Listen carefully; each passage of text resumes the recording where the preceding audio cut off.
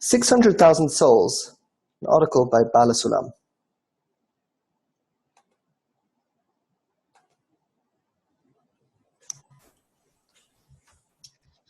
One common soul. It is said that there are 600,000 souls, and each soul divides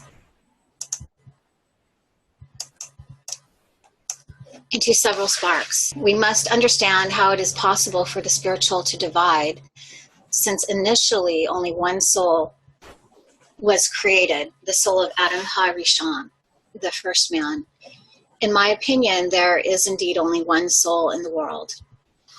As it is written, Genesis 2:7, and breathed into his nostrils the breath of life. The same soul exists in all the children of Israel, complete in each and every one, as in Adam HaRishon, the first man.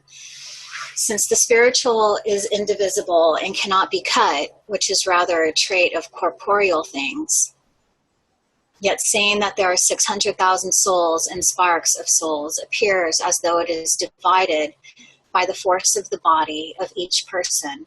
In other words, first, the body divides and completely denies him of the radiance of the soul, and by the force of the Torah and the mitzvah precept, the body is cleansed, and to the extent of its cleansing, the common soul shines upon him.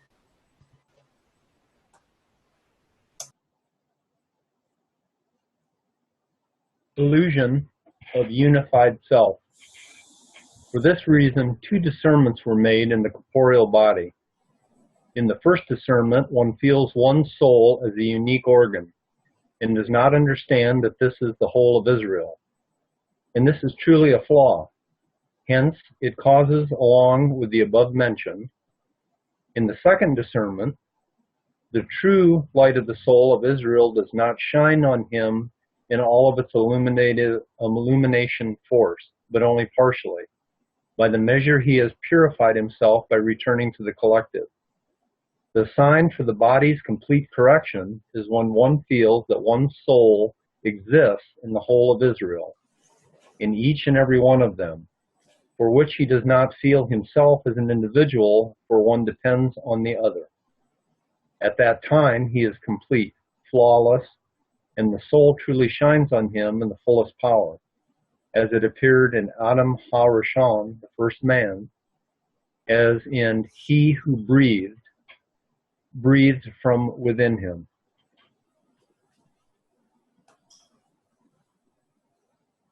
Evolution. This is the meaning of the three times of a person. 1.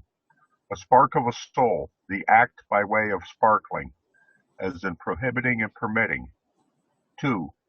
A particular soul, one part out of 600,000. It is permanently completed, but its flaw is with it. This means that its body cannot receive the whole of the soul and feels itself as being distinct, which causes him much pains of love.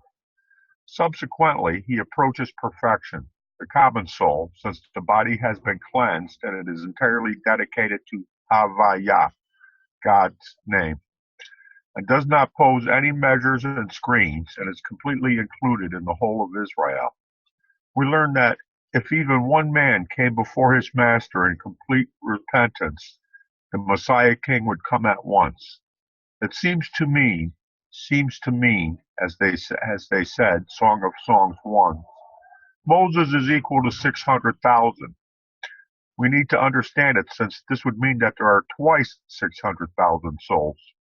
The soul of Moses and the soul of Israel.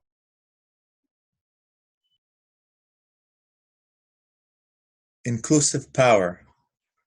But the truth is that there is no more than one soul, as it is known by the measure of each and every soul that purifies and cleanses itself from its filth. Hence, when all the souls are corrected, they will draw onto them the entire higher soul of Atzilut, emanation, to each and every soul, since the spiritual is indivisible. At that time, Zechariah 14:9, and the Lord shall be king over all the earth. Hence, while even a single soul is denied of complete purity, the extension of Kedusha, holiness, will be deficient in every soul from Israel. And when a single soul from Israel is purified from all its filth, it will draw unto itself the whole of the soul of Atzilut, emanation, and through it all the souls of its generation will be completed. This is the meaning of one being dependent on the other. As it is written, Sanhedrin 11, it was befitting that divinity would be upon him, but his generation was unworthy of it.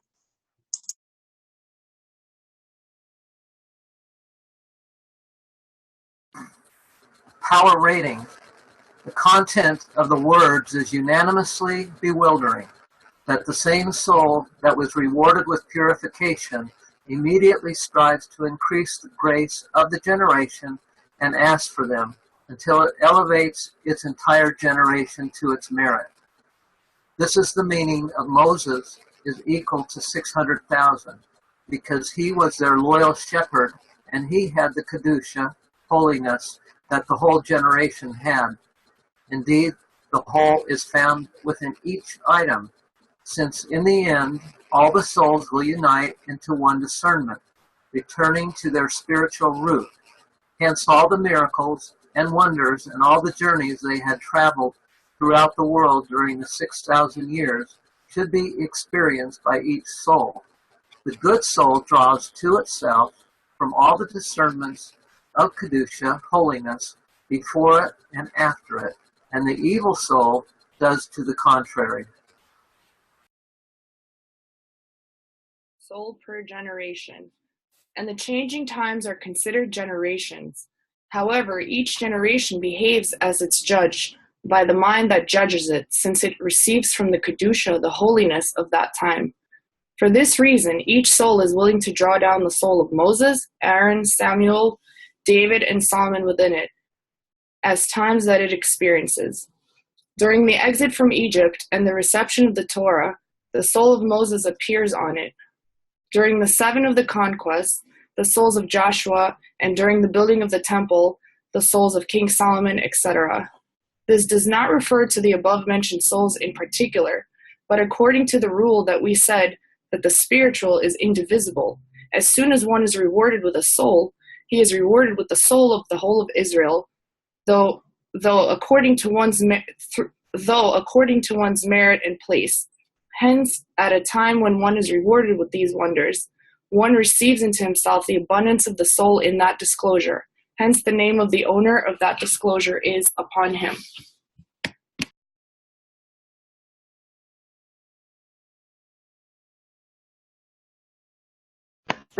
Preparation for the king. And they said, all of Israel are sons of kings. Also, a king that dies, all of Israel are worthy of kingship. This is a great secret, for in all the previous generations, which were but a preparation for Malchut kingship, special kalim vessels were required for anointment of their judges, such as the souls of Moses and Samuel. But the final purpose depends on the whole of Israel, since when a tiny part of a tiny spark is missing, the end will not be able to appear. Hence, all of Israel are worthy of kingship, since everyone is equal in this true discernment. For this reason, there is no special kli, vessel, for drawing that perfection. But anyone who cleanses and purifies his soul to be worthy of extending the revelation of Malchut in the world will literally be called King David. This is the meaning of David, king of Israel, is indeed alive, for he has not died at all. His kli vessel is within each and every soul from Israel. This is not the case with the soul of Moses, which is found only in the wise disciples in the generation, as well as in prophets and priests.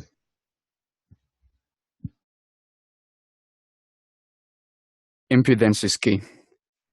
This is the meaning of Jerusalem Talmud, Masechet Orayot 3:5. A king that dies, all of Israel are worthy of kingship. This is also the meaning of accepting the public. This is the meaning of Sutta 49. At the time of the Messiah, chutzpah, impudence, will mount. And Isaiah 3:5. The child shall behave insolently against the aged, and the base against the honorable. This means that even an ignoble child will dare to extend his kingship to the world, as though he were one of the elders and the honorable in the generation. Should the ignoble too, one who has a lowly and base soul at its root, aim his heart and purify his deeds to become worthy, he will be rewarded with extending the whole of the soul of a holy nation in his soul, with all the wonders that the holy nations has tasted thus far. This is because they were all but preparations for his wholeness.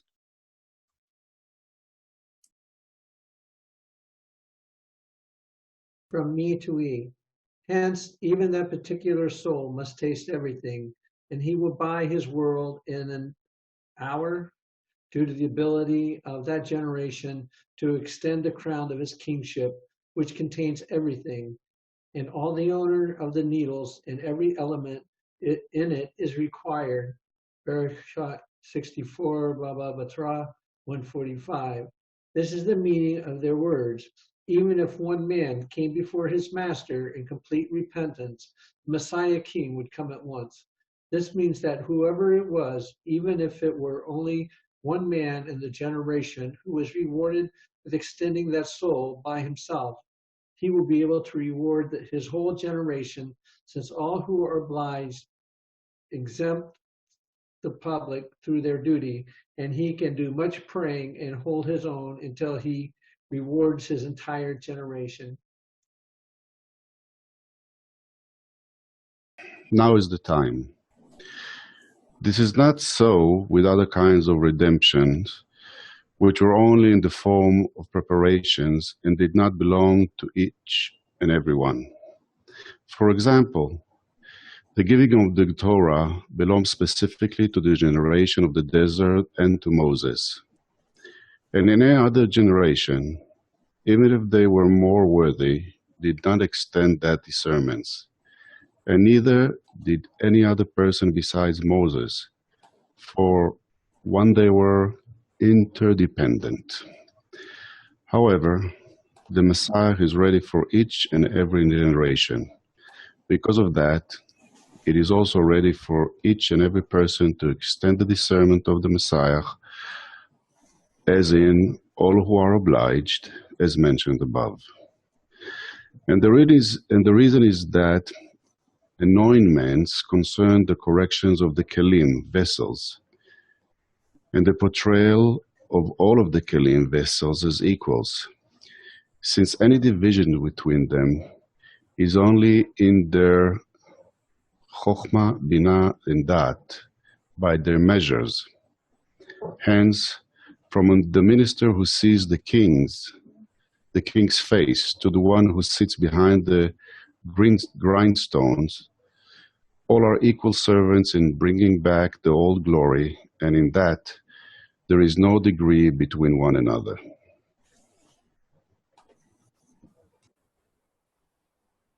First workshop question: what is the inclusive concept of the soul?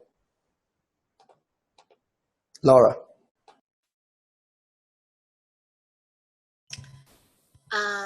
That it is all one, and it's only fragmented on a corporeal level. It's the illusion of the material, but it is all one, inclusive. Mark. Yes, exactly what Laura just said. We're all sparks of one soul. It was shattered, it was fragmented, and when we're in this corporeal world, when we are in the world, our ego, our will to receive is a fragment, is a splinter of this common soul. Thank you. Jeffrey. Yeah, and I'm in agreement with my colleagues. It's the Creator only created one thing, the will to receive, and I guess that's the soul of Adam HaRishon. And that's what broke and divided, and we're all parts of that. So absolutely everything is incorporated into that one soul. Thank you. Moshe. Really not much to add. I think the article speaks for itself. Each of us is a spark, right? And we're just trying to find the root of that spark. So it exists within in all of us. Robin. I agree too with everything. I don't know what much more to add other than it is all one soul, and each of us is a fragment of that soul. And as we move to purification of that, and finally do purify our soul, we will realize the single soul. Renee.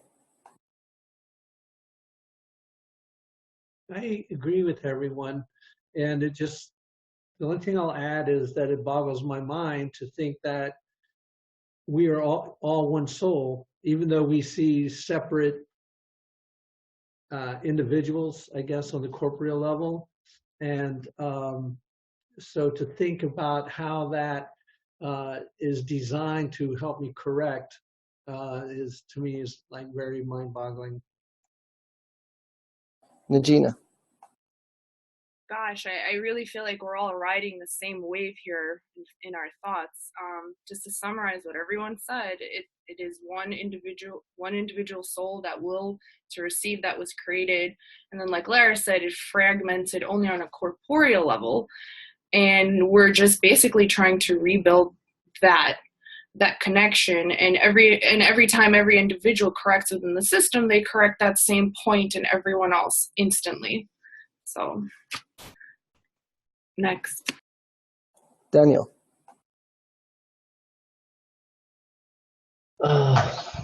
Yeah. So each part of us was once completely united, and that's our goal, to reach again that sense that we are the whole soul. Gabriel. Yeah, and what catches my attention the most is when he says that actually the sign of the body is that it reached complete correction is that one. When it feels that once that there is one soul, you see it in everyone, and that should be very clear. That is completely another perception we have right now. So it should actually help us move even forward. So so it's a very exalted goal that we must achieve, and every level you can actually notice actually how you went through those levels of perception. It's really mind-boggling when you actually see it outside of yourself, and they say, "Oh yes," you can recognize that it's actually it's everything is yours.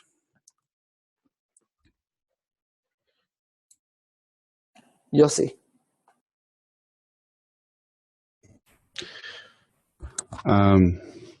I've been thinking about it, and I'm thinking about it in slightly different terms. I'm thinking about awareness, and for me, it's clear that there's only one awareness, but it develops, and we are just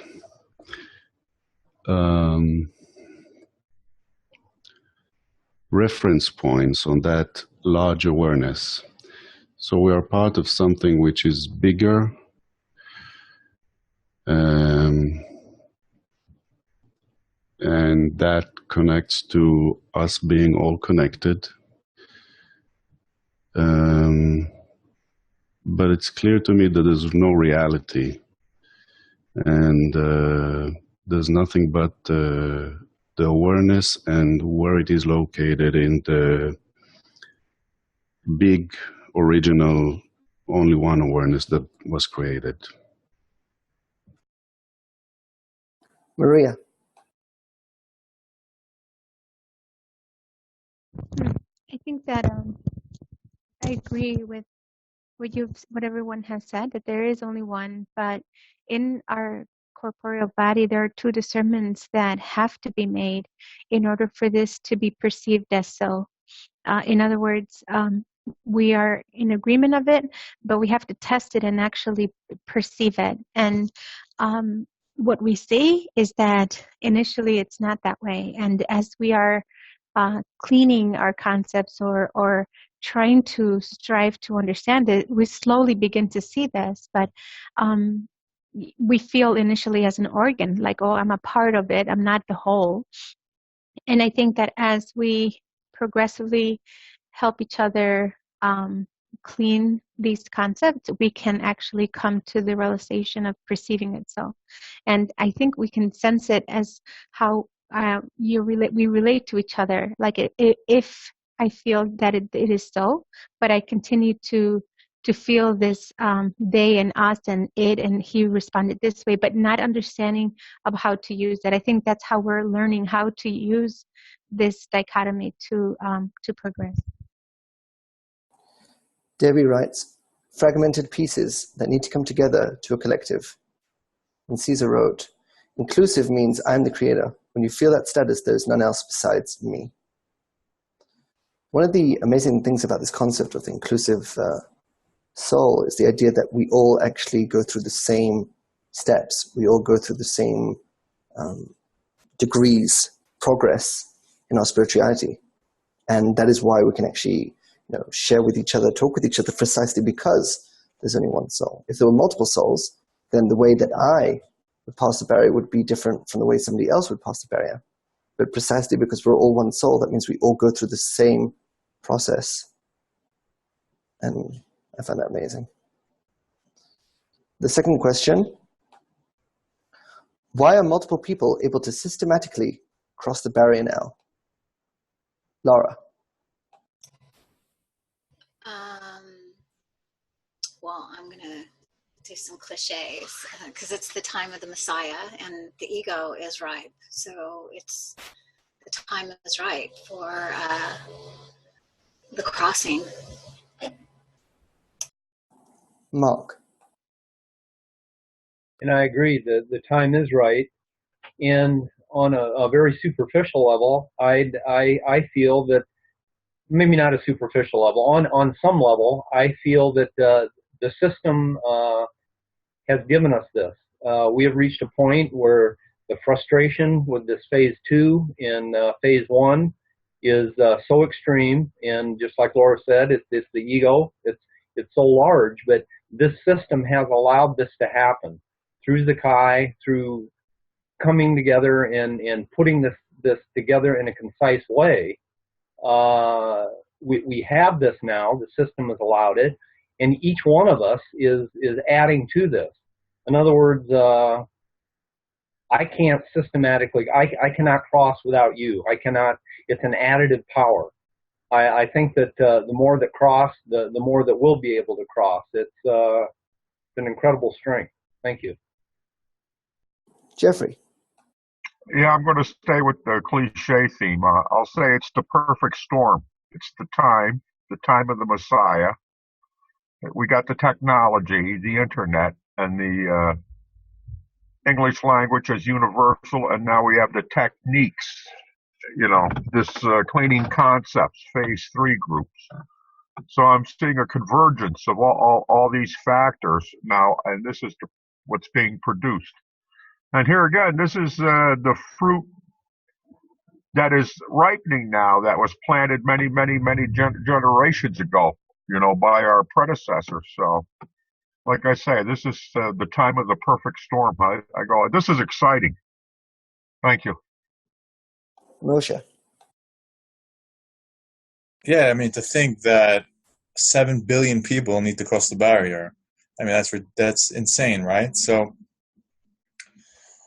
I guess you could say for 7 billion people to cross the barrier, it can't take 3 years for somebody to cross the barrier. It needs to be like a week, a day, So I think that it is the time. This is the time of David, which is the most egoistic time of all, and it's basically all or nothing right now. I think it's basically, previous generations, it was just a handful of people that were able to do it, and now it's like all or nothing. So it's really exciting times. And the more we sort of refine this process as well, I think we can get it down to, having people cross the barrier in a day, or even maybe in like an hour. How are you going to get 7 billion people across the barrier? It can't take 10 years per person. It's just impossible. So I think this is the time now. And I think what we're doing is amazing. I think the more people that cross the barrier, it's just going to, again, it's going to speed up time, and it's great to think about the future. Robin. I have to stick with a bit cliche too. It's the time of the Messiah. It's the time of David. There has been 6,000 years of preparation, and now is the time. I can't be more expressive than that right now, I'm afraid. Renee.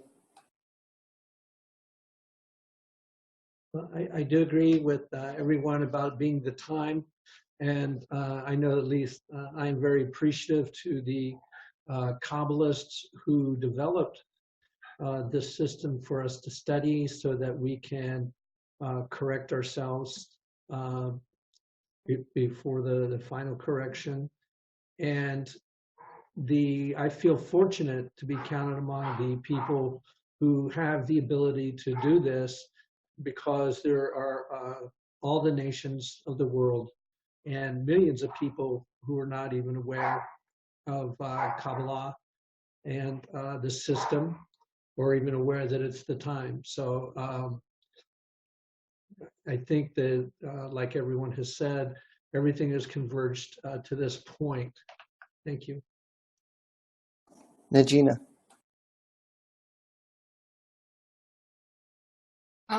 I think that the system is just pushing on us so hard and so intensely, and basically dragging us to leave behind all of our old patterns of thinking and behavior that we've really outgrown. And the reason why I think that this group is so great is once you had a live birthing of your point in the heart, after that, you find yourself in this situation where information is so scattered. There's just not enough of a systematic approach to, like you always say, Zach, to clean concepts and to reconcile all the paradoxes which seemingly exist in reality. How two things that are seemingly contradictory, how do they exist simultaneously? And out of that, how do they complement each other and feed off of and onto each other? And that's putting the will to receive and the will to bestow in perspective, and seeing how they interface on higher levels. And they're contradictory. So how is it that this dynamic process happens where you incorporate them both? And that's why I think multiple people are crossing the barrier at such a quick and rapid rate. It's the gathering of that information and the reconciliation. Next. Daniel. Basically, we have been pushed from behind. So right now, both the dragging from behind and the desire of some individuals has allowed this desire creates everything. Gabriel. It has come to a point where anyone can taste everything. In the generation, everything is at your hands. Everything you could possibly try to go through, you can, and that's something that has not been able. Yeah, not everyone could have been able to. So that's why the development of the point in the heart it's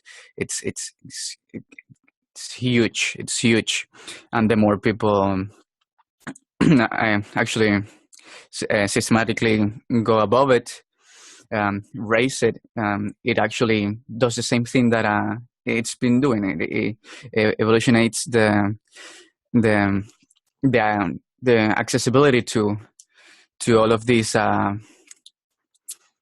to spiritual feelings. Now it's actually even higher, because now we actually have something else to go to, and not go into the other method of this world, which is just try to completely eliminate the possibility of you actually being able to receive more, but in a new way. It's just amazing how you can come to the realization that there's nothing else but this, but me. Yossi. Humanity as different points of perception in the big soul is beginning to get to the point of realizing that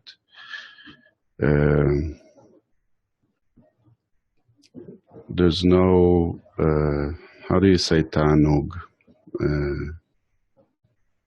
Pleasure. How? Pleasure. That we just feel, we just sense it. We feel that keeping in the same direction, in the same approach, it's just not going to work. It's the wrong direction. And those people who come to realize it earlier are those that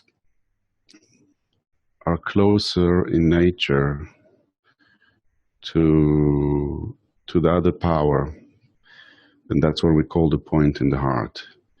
So actually the point in the heart was there right through and still is in all and each one of humanity.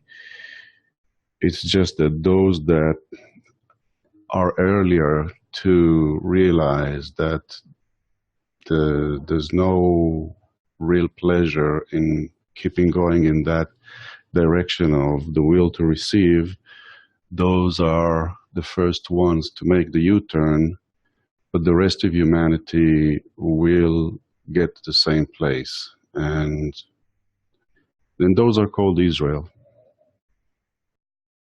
Maria.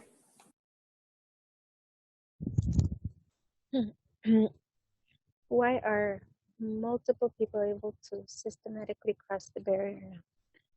Well, the way I feel about this right now is that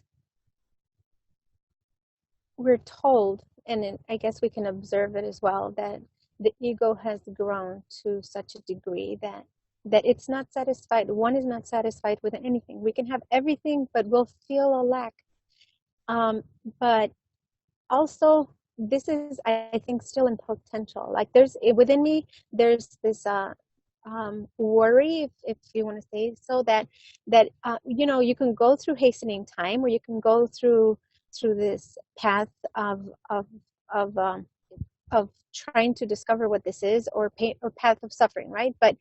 But even when we think that we are in the path of hastening time, I worry whether I'm actually doing what I need to do to appropriately feel this. Why are they are more systematically crossing the barrier? I don't know. We'll taste and see, for oneself, right? And I can think, well, why am I questioning everything? If I had not questioned it, I wouldn't have arrived where I'm at right now. And I wouldn't have, if I didn't challenge what others were telling me, do this, this, and this, I wouldn't be where I would be here. But I don't want to I don't want to cut myself short. I don't want to say, oh, this is it. And it was much more than that. Like, that's my only concern in trying to scrutinize what is really this state of feeling, and not just agreeing with it, but perceiving that everything is one, and we are all one closed system,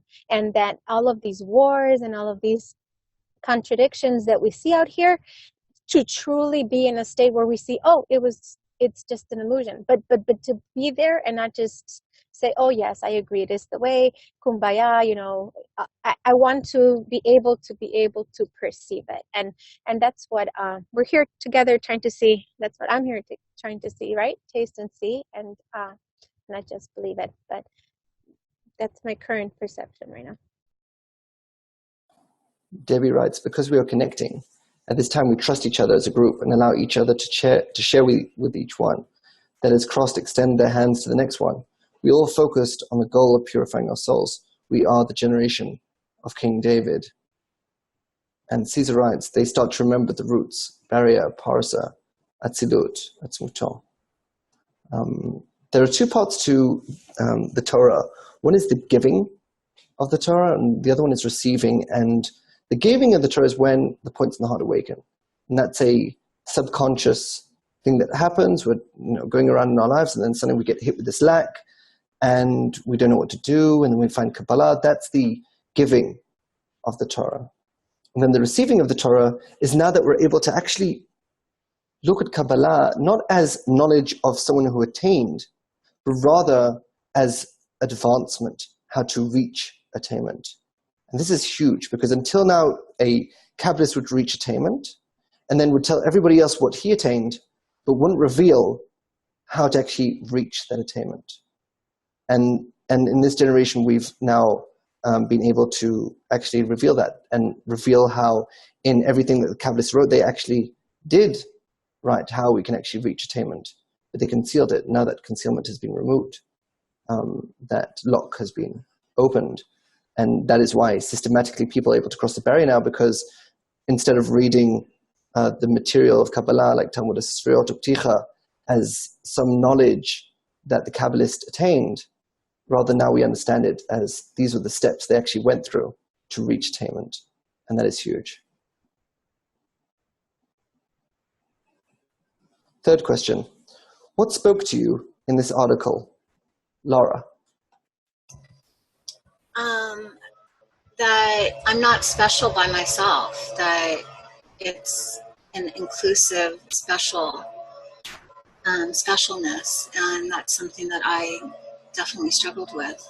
And reading this article helped me really see myself and some of the issues I struggled with.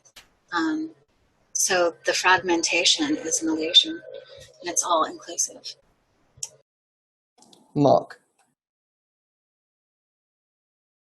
What spoke to me of this article is we're all a fragment of the common soul, and because of our awakened points in the heart, we are Israel. But what really spoke to me in this article is the miracle or the blessing of all these billions of sparks that we are able to come together, each one of you before me, in this meeting and in this group. That's, to me, that's incredible. So thank you.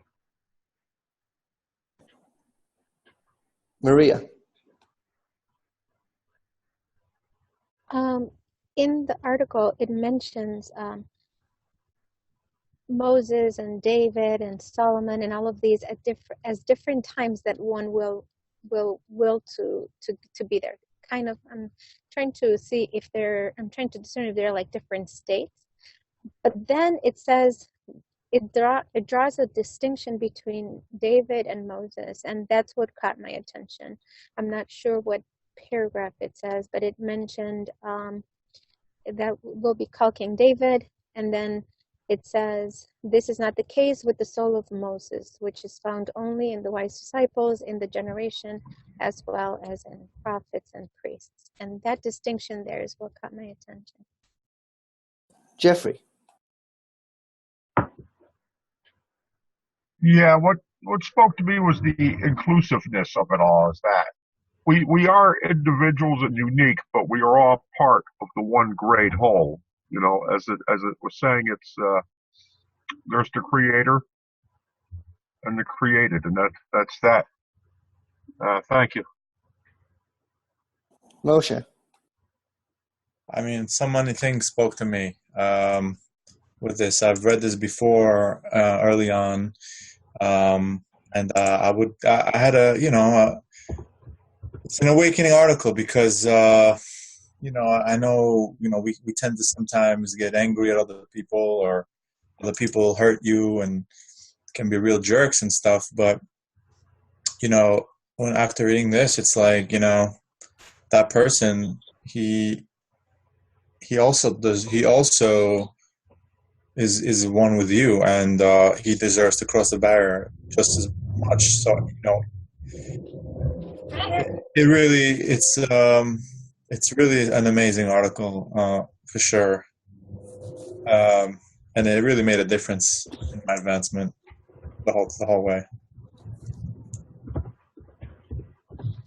Robin. Two things in this reading. One is the cumulative power of how each soul purifies itself and becomes part of Adam HaRishon, and how that purifies the generation, and how that's happening right now. And the second is the ignoble soul, the people or sons of not a pure root. I think it said something like that. They're not Kabbalists, they're not rabbis and so forth, but in this generation, they can achieve this. It's this accumulation of the whole system, the pushing this now, everything. Renee. I think that at the beginning, when I was talking about the inclusiveness of 600,000 souls from being one soul, it's very hard to comprehend. You can think about it in theory and say, "Oh yeah," and abstract, but the reality of it is amazing. And I do want to thank you, Mark, for pointing out that, because I had mentioned previously about the people and the nations of the world, but that the nation of Israel are the people with the point in the heart that has been touched and are trying to achieve this goal. Daniel. Well, I was caught by what seems so mysterious about the Messiah King will come at once when one person reaches this state. So it's interesting. Gabriel. I mean, this ability of being one soul, of capturing every single possibility, every single detail. It's within you. You can actually receive it from everything that at the moment you see that is not you, just because it is the same soul. It is that one soul. It's just mind-blowing that every single moment, every single thing is just it develops into deep detail. Everything that is just you everywhere, and that you actually get control over it because it is your soul. And at every moment you can actually tap into it and connect to it and reveal it, and that's where we're going. Yossi.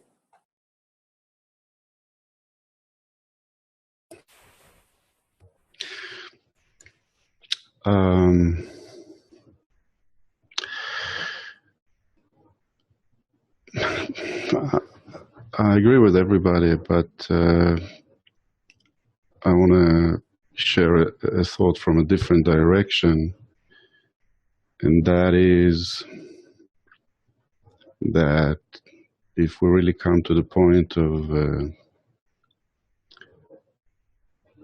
feeling ourselves as an awareness or as a soul, which is identified at certain levels with our body and everything, then the concept of life and death is removed, because this concept exists only from a point of, a very specific point of perception. I know it sounds very raw, but that's what I had on my mind. Debbie writes, the discernments I received from this article is that we need to remember our roots and what our generations went through to get us where we are. We must come back to ourselves and honor what Abraham and Moses stood for. We're here to purify and acknowledge each one as a soul. And Caesar wrote, we are all one, even more than that, even more than before. The first restriction, or in Olam Ein Sof, now that we start to reveal our individuality, we can identify in anything our reflections through the whole system. The things that spoke to me most about this article was, number one, the impudence, that you don't have to be categorized as special, you don't have to have a certain role or be a certain person, but that anyone can do this, anyone can pass the barrier. And the other concept is that all the generations until now were just preparation for us. And we can definitely see this, how in the previous generations, it was always where you had one major Kabbalist, and then he would tell everybody else what to do. He would be a leader. And this is the first generation where we're basically moving from leaders to self-empowered individuals, where it's not that one person reaches attainment and then tells everybody else what to do because they're a Kabbalist, and that if anyone goes against it, there'll be consequences. Rather, each person who passes the barrier empowers others to pass the barrier as well. And then we all become independent on each other. And even though we're all independent, but we have this independency with inclusiveness. So our power actually connects with each other and increases our power and doesn't decrease it like external power does. So with external power, if you have power, then I can't have that power. So then my work is to constantly make sure that you are on a low level of power. But with inclusive power, if the more I empower you, the more I'm empowering myself. And that just causes everybody to want to first pass the barrier themselves and then empower others to pass the barrier as well, to push them to higher degrees. Yes, Moshe? Yeah, actually, when I first read this article, it stirred up a lot of emotions in me. Also regarding the, whole like ignoble child thing, like, basically anybody could cross the barrier. And it just raised up my middle finger, and it's just like, F you, man. F to everybody. Like, I'm going to cross the barrier. Like, you know what I mean? So it definitely stirred up a lot of emotions. And it's very encouraging and motivating. Mary wrote, eliminate elitism. Mary wrote, the importance of the work, the goal, the magnitude of it, the beauty of it. And Agina wrote, I like what Yossi said, that the feeling and sensation of death disappears if we start to feel these concepts internally.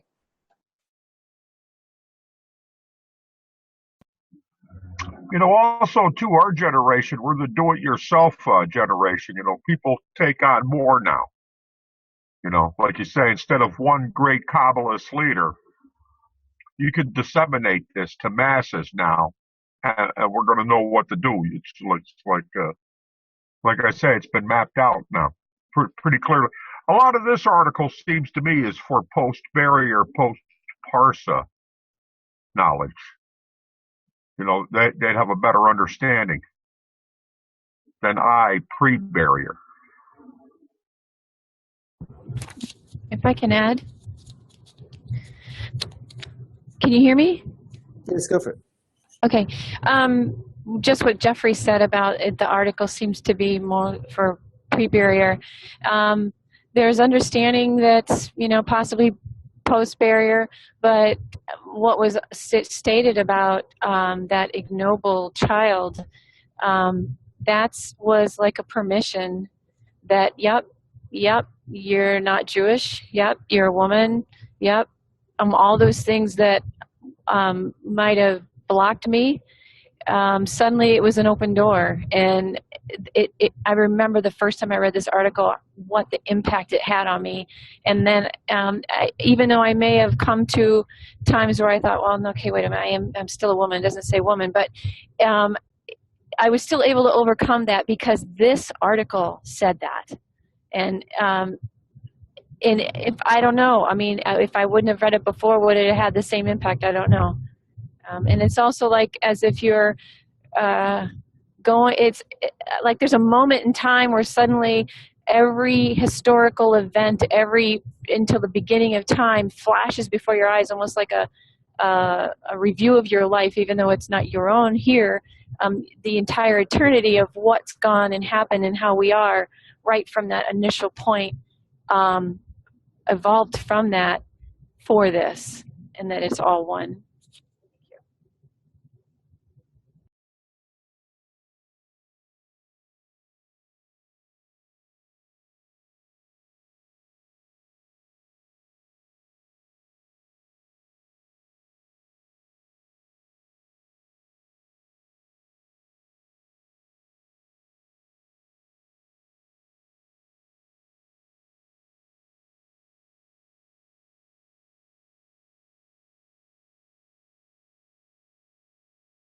This is the part that Jenny was referring to.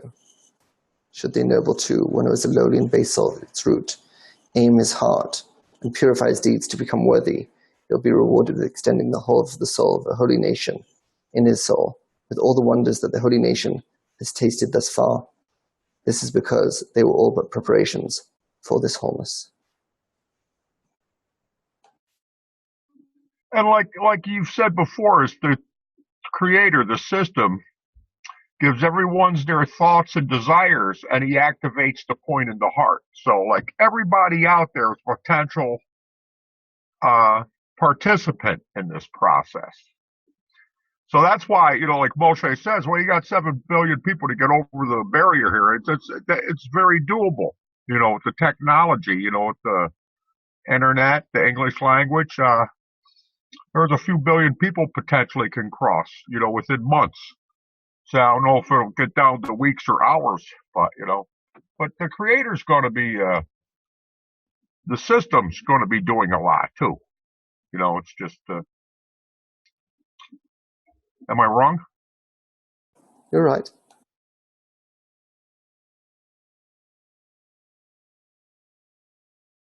I think one of the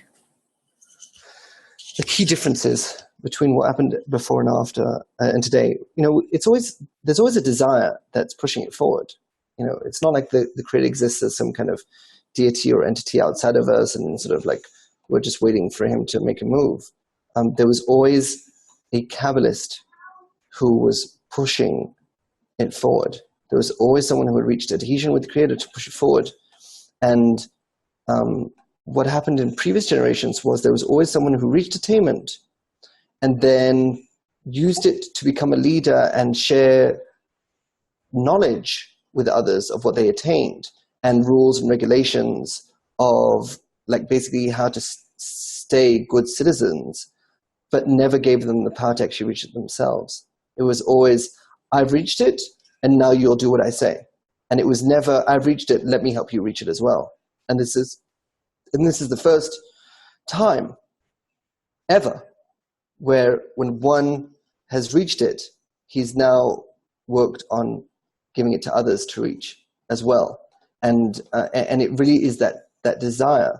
So beforehand, there was never a desire from the Kabbalist to actually get multiple people across the barrier. And it's the first time where a Kabbalist wants multiple people to actually cross the barrier. And it's actually happening. And that's how you know that there's a desire for it.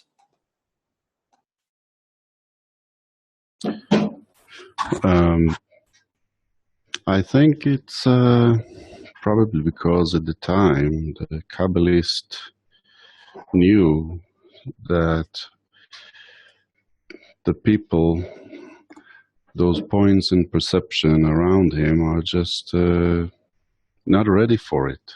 So, he went for what we call a second best solution, and that's giving them all kind of guidelines and so forth, which maybe, if which are technical, let's put it this way, and are not sufficient to help them grow, but at least, he was probably hoping that it would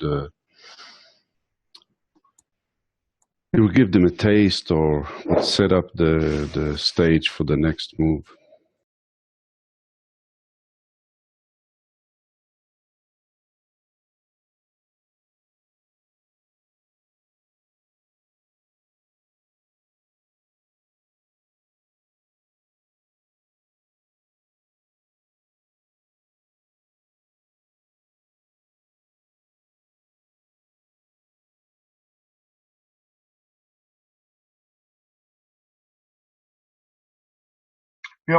Like you said, till recently it was you had to be at least 40 years old, male, Jewish, Orthodox, well versed in the Torah, Talmud, Mishnah, and many other requirements. But I never could have ticked those boxes off myself, let alone gender. So like you're saying, we're living in some wild times. What's getting me is out of the 7 billion people, here's the 14, 15 of us. So that's pretty something. That's got me thinking. But I'm glad you guys are like the tip of the spear. The ladies of this group are supernatural, I think. So it's just a pleasure to be here. I think one of there were many thoughts of, for example, is it okay if you're not keeping physical precepts? And then someone passed a barrier who wasn't doing that. And then there was a fear, well, what if you've never been married and don't have children? And then another person passed the barrier with that, with not being married and not having children. And then there was the question, well, what if they're a woman? And what if they're a Gentile? And then they passed the barrier as well. And then there was a question, well, what if, in the classes you've got the Avram, the Yitzchak, and the Yaakov, which is sort of more easier classes. And then you've got the Yosef, which is like the most intense class of all, the most powerful class, but the most intense. And, could they pass as well? And then a person from Yosef also passed the barrier. So what is amazing is just how there's just nothing left to stop somebody from passing the barrier. There's just no sort of like requirement, like corporeal requirement that someone could say, oh, the reason I can't pass the barrier is because of A, B, and C, and D. I think we've basically covered all the bases, and I just think that is such a beautiful opportunity for this generation. Breathtaking, and it's these millennials are the key. I think it's they're the super sharp generation. They know things are wrong, know things could be a lot better. And like I say, I've talked about them before. They're sharp as hell, and you're going to see massive changes. I think 5-10 years. I hope I'm still around to see it, but 5-10 years, there's going to be stupendous changes. Hopefully for the best. But like you say, all the corporeal requirements are gone. Gentile women who haven't been married, don't have kids, are passing the barrier. So it's the intent, the perception. The intention and perception. It's stripped down now. You got rid of the extraneous. Because there's no way the 7 billion people could cross with those rules in place, right?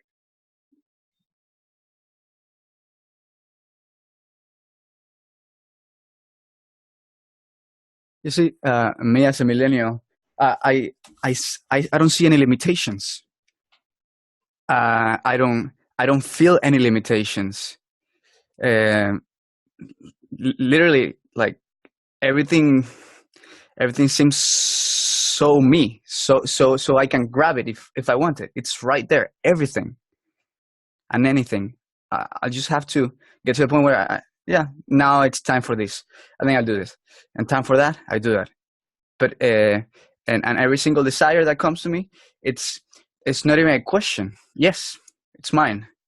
And even when it started coming out of the physicality and to spiritual things, it wasn't even a question either. It's like, yes, it's mine. Let me grab it, or I'm going towards it. I'm gonna attain it. It's not even a question. This is what I'm designed for. That's even from the time, at the beginnings of it all. I mean, like 13 years old, 15 years old. It's like this is what it is, and this is where we're going. There is no other. That security, that feeling that there's nothing else. Nothing else. I can say. There's we can all agree that an ability to communicate any idea, thought, or science is only as good as the communicator or the text or whatever put in place to communicate it. And we also can agree that as the Kabbalists of the time went from generation to generation, the ways to communicate the science has evolved. And it seems as though it was categorized as a religion and then mysticism. And so no matter how it was written, they were blocks because people, are blocked by that external covering, clothing or whatever. What appears to have happened is that the religion has evolved to a science, to the science that it is. It's very holy. It's the highest of heights. I'm not demeaning it in any way, but it has become a method that's a scientific method, like gravity is a scientific fact, and it's replicated over and over and over, and we're seeing that it's you just follow the scientific like algorithm or formula, and it gets where it says it's going to get you. And that's a communication level that had to evolve to this point. And it can be written in every language, and the pictures will still show the same pictures, and the words will still say the same. Much easier to communicate scientific formula. That's the most amazing thing to me. There are no barriers when it becomes a formula that has no dogmas attached, and so everybody's saying, this is huge, this millennium time, it's the perfect time. Well, the development of our ability to communicate it, and it's not by accident, I'm sure, is what impacted, I think, that especially at this moment. And it wasn't one person, and that's been stated clearly. It was a compilation of discernments from everyone that's experiencing this, and it's growing and evolving from that. But again, it's not evolving and growing in a lateral way. It's horizontal. It's getting more and more and more fine-tuned with the more that discern and share their discernments as they progress. And even that it's like an upside down image of the past, where it was really just one receiving and then trying to disperse it. So it's just phenomenal, the whole process. It says here, this is the meaning of their words. Even if one man came before his master in complete repentance, the Messiah King would come at once. This means that whoever it was, even if there were only one man in the generation who was rewarded with extending that soul by himself, he'll be able to reward his whole generation, since all who are obliged exempt the public through their duty, and he can do much praying and hold his own until he rewards his entire generation. What this means is that even if one person reaches complete repentance, which means reaches the end of correction, the Messiah King would come once. What that means is that person would be able to basically get other people across the barrier in droves. And the idea is that soul is a desire. So that means that soul is designed to not want to be a leader, like Moshe and Saul and other souls, the specific advantage of the soul of King David is that it doesn't want to be alone. It doesn't want to be the only person in attainment. It wants others to join one after the other. And it can use its own desire to really focus on whoever it wants and just really get them past the barrier, one at a time. And because it's an empowering model, that means that when they also reach that end of correction, they can do the same thing. So it just cascades and just comes like a ripple effect, where at the beginning you've got one person who passes the barrier, reaches end of correction, and then causes the people around him in his group to pass the barrier. Then those people reach end of correction, and then they're going to affect people in their group. And it's just going to cascade. And that is how it's actually going to reach the entire generation. And I feel so lucky to be in this generation. It's just amazing.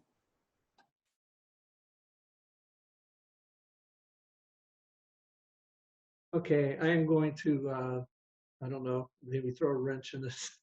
I'm not trying to, but I'm actually thinking of this. It's like when something is rare, there's a strong desire for it, and people are willing to pay a high price for something that's rare. So in this generation, if the system becomes common and available, won't the people's desire lessen because of the simple fact that, oh, it's available, I can do it at any time, it's there. You don't have that desire that you had when there was scarcity of it. The thing is that there's a difference between wanting and desiring. So you can want something that you don't have, and your wanting, which is called clothing, can be very high. But your desire is very low because you don't actually have it. So if you have something, your desire is high and your wanting is low. So one of the differences between previous generations and our generation, previous generations, there was a lot of wanting. There was a lot of clothing. There was a lot of wishing. And this is the generation where there's a lot of desire. Things actually happen. You don't want a better corporeal life. You have a better corporeal life. That means you actually have the desire. So in previous generations, people maybe have wanted to pass the barrier. This is the generation where people desire to pass the barrier. And then that is what it means that it will become common. The problem with people is not that they lack the desire for something, as in they lack the wanting for something.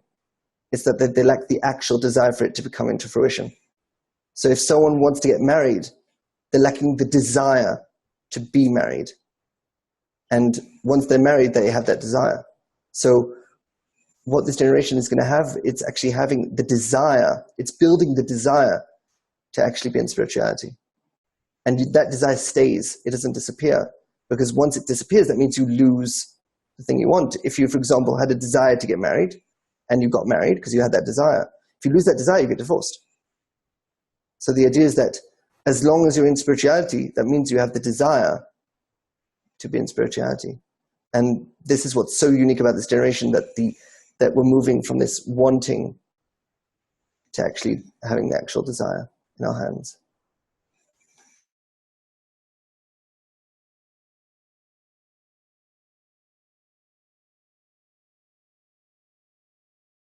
It really is an amazing time to be in. We see how just normal people, even poor people, have so much more than they ever had before. A poor person of today is a rich person of 100 years ago. They have so much stuff that only the rich it would be like deluxe.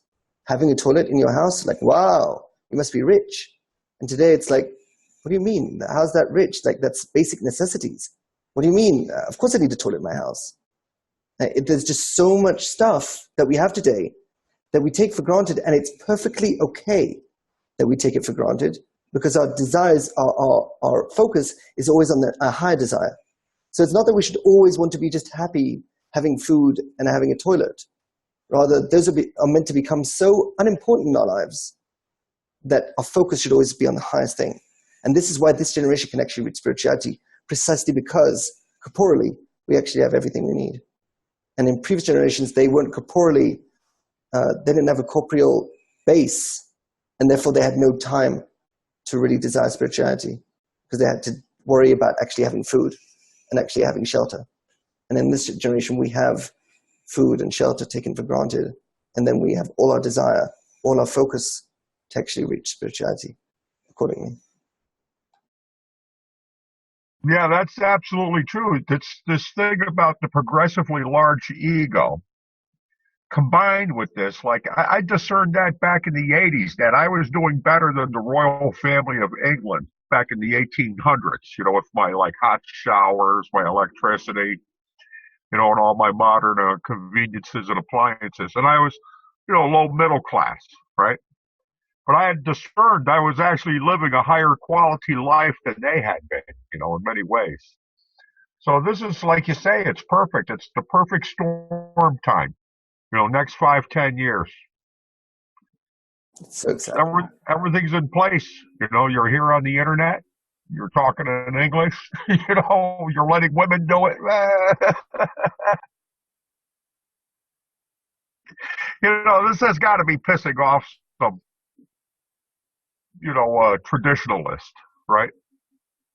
What? Women passed? Gentile women? Come on. But the thing is, everybody has to do the same steps. You're all going to be in the same state of mind to cross the barrier, right? Everybody has this, is pretty much within the same framework. Everybody, you can't buy your way. So like Donald Trump can't run to the front of the line and go, hey, here's $3 million. Usher me across the barrier here, Zakai, right? Everybody's got to do this process step by step by step till they get into that exact same frame of mind. So it's the system. It's beautiful. It's all set. We're here at the beginning. We're the tip of the spear, the edge of the wedge, the bleeding edge of the wedge. What's our motto? No voodoo.